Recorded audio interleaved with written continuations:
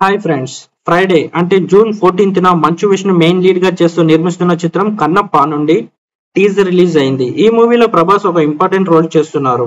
అలాగే మలయాళం ఇండస్ట్రీ నుండి మోహన్ లాల్ మరియు బాలీవుడ్ నుండి అక్షయ్ కుమార్ గారు కూడా ఈ మూవీలో ఇంపార్టెంట్ క్యారెక్టర్స్ చేస్తున్నారు. ఇది ఒక పాన్ ఇండియన్ మూవీగా నిర్మితం అవుతుంది. తెలుగుతో పాటు తమిళ్, మలయాళం, కన్నడ అండ్ హిందీ భాషలలో కూడా ఈ మూవీని రిలీజ్ చేస్తున్నారు మూవీ టీం.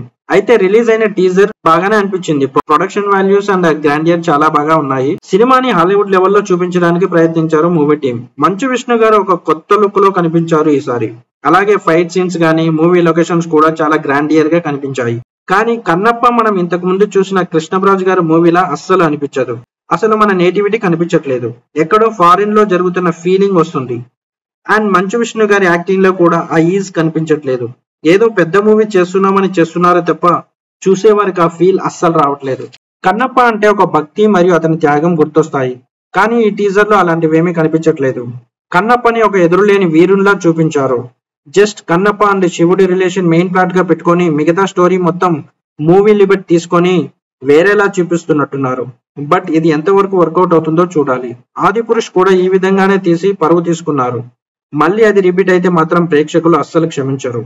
టీజర్ చూస్తున్నంత సేపు బాగానే అనిపించినా ఏదో మిస్ అవుతున్న ఫీలింగ్ వస్తుంది.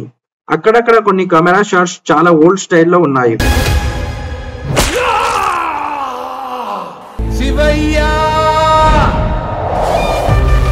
అలాగే మంచు విష్ణు స్టార్టింగ్ లో చెప్పే డైలాగ్ మరియు టీజర్ లాస్ట్ లో శివయ్య అని చెప్పే డైలాగ్ లో ఆ డెప్త్ కనిపించట్లేదు.